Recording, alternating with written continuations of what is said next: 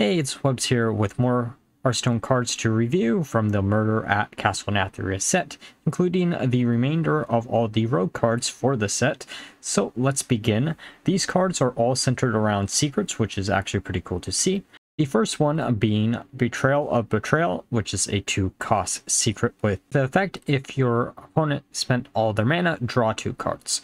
So this is actually pretty good draw power for Rogue, and it is a pretty good just standalone secret, even if you don't want to use it in a secret Rogue deck. But I do think this will probably be used in a secret Rogue deck if one does form around secrets, especially given the fact we are seeing a neutral minion that gives you secrets from another class, and that should increase the survivability of Rogue and thus allow cards like this to see a little bit more play. I do think this will probably see a lot of play, mainly due to the fact it is a easier cheap tricks to actually trigger, because you don't have to rely on your opponent to actually run any spells within their deck. They just have to play a bunch of minions or even a lot of spells that are high cost cards. Either way, you're going to get some draw power out of this, and should be something that a lot of people should look out for in the future, though it doesn't interrupt your opponent's plays, which seems to be a really bad thing for secrets generally speaking. Sure, this should allow you to refill your hand, but decks like that are control decks, and they're probably not going to have problems with filling up their hand anyways. But this could just be good draw power for a generic rogue deck instead of a secret rogue deck. Now for the next secret revealed, which is Sticky Situation. It is a 2-cost rogue secret with the effect after your opponent casts a spell, summon a 3/4 spider with stealth. While this one is a little bit more conditional compared to the last secret that we actually went over, I do think this is probably better overall, just because of the fact that it is a 3/4 spider that is really hard to get rid of unless your opponent has a lot of AoE board clears. The sad thing is, if they do have an AoE board clear and they accidentally use that to trigger this, I don't think your spider is actually going to survive that. Maybe it'll summon afterwards. It really just depends on how they actually end up coding it. But the fact that you can get a spider that is really hard to get rid of, that will basically have charge on your turn, and then you can buff it up a bunch with things like Cold Blood or some other things that I'm not actually thinking about right now. I do think this one will see a lot of play compared to the one that we'll be going over in a second, which is Kidnap. Kidnap is a 2-cost rogue secret with the effect after your opponent plays a minion, stuff it into a 0/4 sack. So this is probably the worst out of all 3 of the secrets revealed for Rogue, especially given the fact that Blizzard has actually come out and said some situations that will make this card a lot worse as we get even more information about it, such as whatever buffs that the minion actually has, they'll retain once they get put back into your opponent's hand, which is what happens whenever they kill the sack on your side of the board. The other thing is colossal minions, their limbs will stay on the board even if they're in the sack. Finally, it does not get rid of the battle cries of whatever minion that they actually put down. So this card is probably the worst out of all 3 of these secrets. However, there are ways in a rogue to actually abuse the fact that it spawns to your board instead of your opponent's board. You can, in theory, just shadow step the sack back to your hand, but that takes up a slot in your hand, thus allowing you to have less cards in your hand and might not be the best option. However, if that does steal a really big buffed up minion, that could in theory be pretty decent. Or you could, in Wild, I guess, use Silas Darkmoon to just give it to your opponent and then kill it yourself and then get the minion that was put into the sack. It really just depends on how you want to abuse this. But outside of the fact that you do probably need to run this in a secret rogue deck in standard, and there's only 3 secrets, I don't think this will see much play. And the reason why I say you probably will have to run this in a secret rogue deck is because of the next card, Private Eye, which is a 4-cost rogue minion with 3 attack, 4 HP. Battlecry, casts a secret from your deck. Combo, cast 2 instead. Again, we have seen some neutral secret support, such as the minion that gives you a additional secret from another class, but that doesn't help a card like this. We don't have a critical mass of rogue secrets for a card like this to see much play. It is a really good card though. Like, if Kidnap wasn't a really bad card, I think this would see a lot of play, and I really want to make a rogue secret deck work on day 1, because secret rogue was always fun when the Shadow Jeweler existed in Standard, but sadly we don't have that anymore. So again, if we see more secrets in the future, this card will probably see a lot of play. But until then, I don't think having 2 really good secrets and 1 really shitty secret is enough to make a card like this see much play.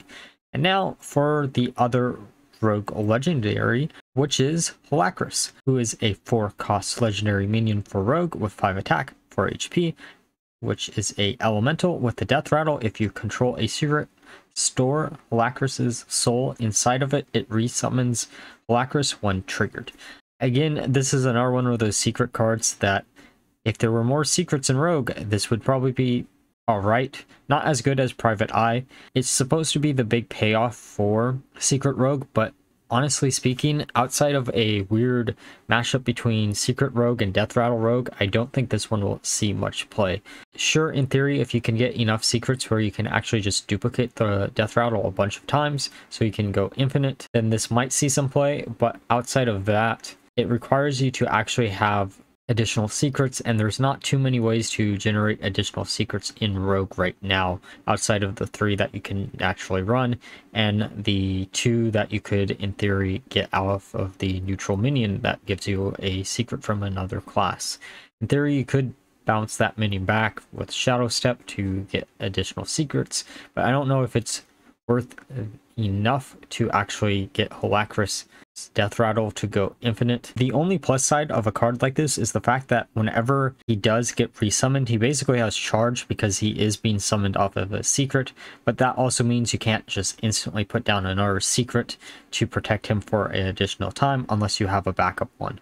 He will be a really annoying minion to get rid of, but honestly, I don't think he's going to be that strong. We just need a little bit more secrets in the pool before he does see a lot of playability, to be honest. If we get a additional secret during the mini set or another minion that does something with secrets, like giving you additional copies, then this will probably see a lot of play, similar to most of the other secret support we have been seeing for rogue.